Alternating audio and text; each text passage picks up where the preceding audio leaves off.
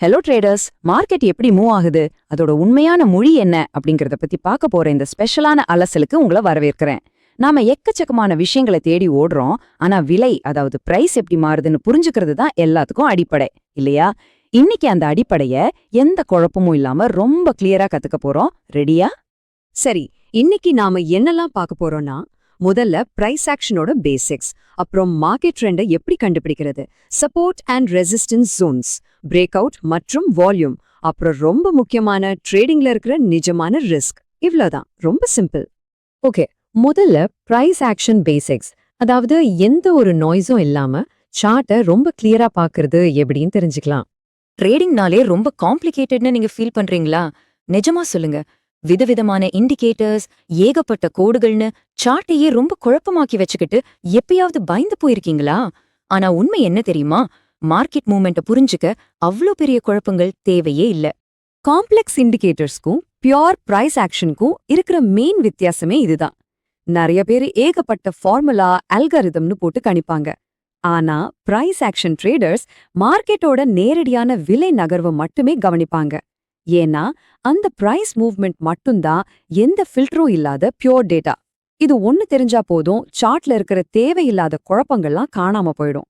அடுத்து ரெண்டாவது, market trend. Market எந்த திசையில போகுது அப்படிங்கறத நம்ம கண்களாலேயே எப்படி ஈஸியா கண்டுபிடிக்கிறதுன்னு பாப்போம். மார்க்கெட் ட்ரெண்டோட ஸ்ட்ரக்சரை கொஞ்சம் கவனிங்க.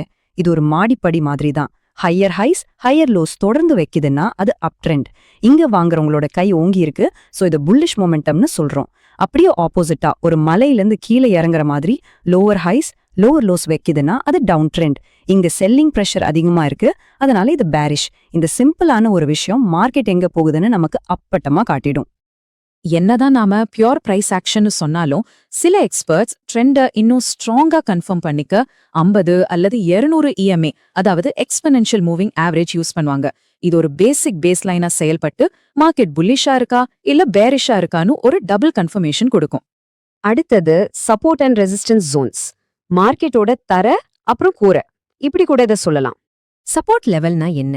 சிம்பிளா சொல்லணும்னா அது ஒரு ஸ்ட்ராங்கான தர மாதிரி. வரலாற்று ரீதியா பார்த்தா இந்த இடத்துல பையர்ஸோட டிமாண்ட் அதிகமா இருக்கும். அதனால தான் விலை அதுக்கு கீழே போகாம தடுத்து நிறுத்தப்படுது. எப்போதெல்லாம் பிரைஸ் இந்த லெவலுக்கு வருதோ அப்போல்லாம் ஒரு பயங்கரமான பையிங் பிரஷர் உள்ள வரதை நீங்க பார்க்க முடியும். இத ஒரு ரியல் எக்ஸாம்பிள் வச்சே பார்ப்போமே. 2024ல ஏப்ரல், ஜூன் அப்புறம் டிசம்பர் மாசங்கள்ல ஒரு குறிப்பிட்ட ஸ்டாக் 6400ல இருந்து 500 ரேஞ்ச் வரைக்கும் பல முறை எப்படி சப்போர்ட் எடுத்திருக்குன்னு டேட்டா காட்டுது. இது ஒரு ஸ்ட்ராங்கான டிமாண்ட் ஜோனா செயல்பட்டு விலையை கீழே விழ விடாம அப்படியே தாங்கி பிடிச்சிருக்கு. இது ரொம்ப சூப்பரான ஒரு பேட்டர்ன். அதே போல ரெசிஸ்டன்ஸ் லெவல் அப்படிங்கிறது ஒரு ஸ்ட்ராங்கான கூரை மாதிரி, மேல போக விடாம தடுக்கிற இடம். இந்த இடத்துல செல்லிங் பிரஷர் ரொம்ப அதிகமாயிடும், சோ பையர்ஸால பிரைஸ மேல கொண்டு போக முடியாது. 2022ல இருந்து 2023 வரைக்கும் ஒரு ஸ்டாக் இந்த குறிப்பிட்ட கூரையை தாண்ட முடியாம பல முறை எப்படி ஸ்ட்ரகிள் ஆயிருக்குன்னு சோர்ஸ் டேட்டா ரொம்ப கிளியரா நமக்கு காட்டுது. சரி, இப்போ பிரேக் அவுட் மற்றும் வால்யூம் கன்ஃபர்மேஷனை பத்தி பார்க்கலாம். அதாவது இந்த தடையெல்லாம் உடைச்சிட்டு விலை வெளியே வரும்போது நிஜமாவே என்ன நடக்குது? இங்கதான் நீங்க ரொம்ப ரொம்ப உஷாரா இருக்கணும். ஒரு லைனை பிரைஸ் தாண்டிச்சுனாலே அது பிரேக் அவுட் ஆயிடுச்சுன்னு அர்த்தம் கிடையாது. ஃபேக் பிரேக் அவுட் அப்படின்னு சொல்ற ஒரு ட்ராப் பத்தி நீங்க கண்டிப்பா தெரிஞ்சுக்கணும். சும்மா கோட்டை தாண்டறது நம்மள உள்ள இழுக்கிறதுக்கான ஒரு வலையா கூட இருக்கலாம். சரியான கன்ஃபர்மேஷன் இல்லாம அவசரப்பட்டு என்ட்ரி ஆகுறதும் ரொம்பவே ஆபத்து. அப்ப உண்மையான பிரேக் அவுட்டை எப்படி கண்டுபிடிக்கிறது? அதுக்குதான் இந்த ட்ரிபிள் செக் ரூல் இருக்கு. ஃபர்ஸ்ட், பிரேக் அவுட் பேட்டர்னை ஸ்பாட் பண்ணணும். செகண்ட், வால்யூம் வச்சு அதை கன்ஃபார்ம் பண்ணணும். தேர்ட், ரீடெஸ்ட் ஆகுற வரைக்கும் வெயிட் பண்ணணும். 2021ல இருந்து 2023 வரைக்கும் ஒரு ஸ்டாக் எப்படி டவுன் ட்ரெண்ட்ல போச்சு அப்படிங்கறத வச்சு இந்த ரூல்ஸை நம்மால ஈஸியா செக் பண்ணிக்க முடியும். இதுல ரொம்ப சுவாரஸ்யமான விஷயம் என்ன தெரியுமா? ஃபைனல் கன்ஃபர்மேஷன் நமக்கு எப்ப கிடைக்குது அப்படிங்கிறது தான். அதாவது பிரேக் அவுட் நடக்கும்போது ஒரு ஸ்ட்ராங்கான பச்சை அல்லது சிவப்பு வால்யூம் கேண்டில் இருக்கணும். அதுக்கப்புறம் ஒரு சின்ன ரீட்ரேஸ்மெண்ட் நடக்கும். உதாரணத்துக்கு ஒரு 240 முதல் 250 ரேஞ்ச்குள்ள நிச்சுக்கோங்களேன். பிரேக் ஆன அதே லைன்ல திரும்பவும் பையர்ஸ் உள்ள வராங்க பாத்தீங்களா? அப்போதான் அந்த பிரேக் அவுட் 100% உண்மையானதுன்னு நமக்கு ஃபைனல் கன்ஃபர்மேஷன் கிடைக்குது. ஃபைனலா, ட்ரேடிங் ரிஸ்க்ஸ் அண்ட் ரியாலிட்டி.